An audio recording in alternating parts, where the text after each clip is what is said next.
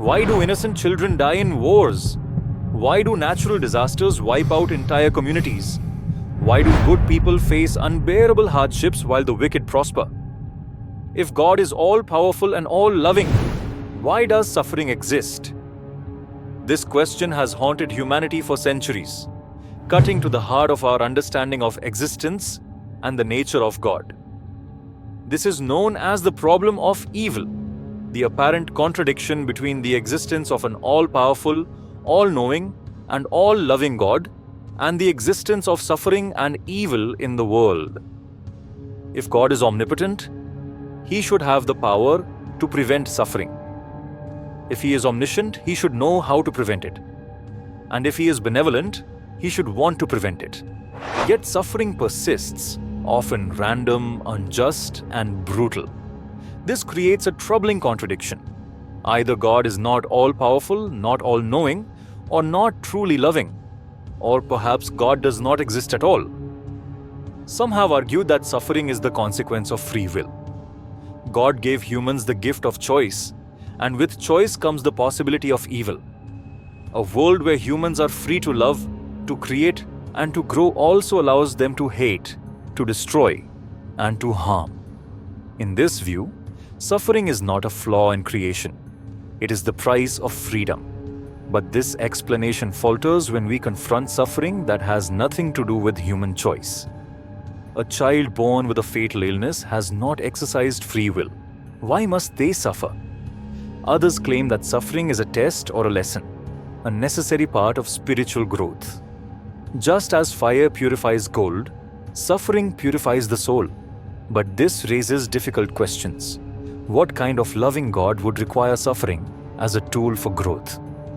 And if suffering is a tool for spiritual progress, why is it distributed so unequally? Why do some experience lives of comfort while others endure relentless pain? Some mystics offer a different answer, that suffering is not a punishment or a test, but a consequence of separation from the divine. In this view, suffering is the soul's longing to return to its source, to reunite with the infinite. Pain becomes a reminder that the self is incomplete, that there is something beyond the material world.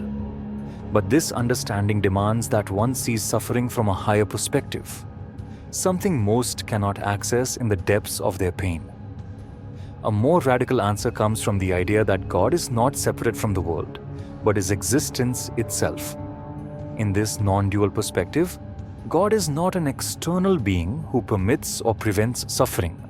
God is the totality of existence, including both joy and suffering. Life is not divided into good and bad. It simply is. Suffering, then, is not an imperfection in creation. It is part of existence itself. But does this truly satisfy the human heart that cries out in pain? Perhaps the most difficult truth is that suffering may not have a clear reason or purpose. It may simply be part of the nature of existence. And yet, amidst suffering, moments of grace and love still appear. A mother cradling a dying child, a stranger offering comfort in a time of need, the quiet resilience of a broken heart that still dares to hope.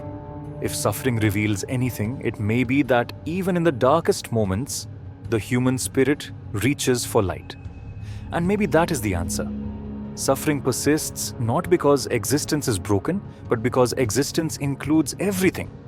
The beautiful and the terrible, the joyous and the painful. To expect life to be free of suffering is to misunderstand life itself. The divine does not prevent suffering because suffering is not outside of the divine. It is part of existence. The key is not to eliminate suffering, but to meet it with awareness. When suffering is no longer resisted, it loses its power.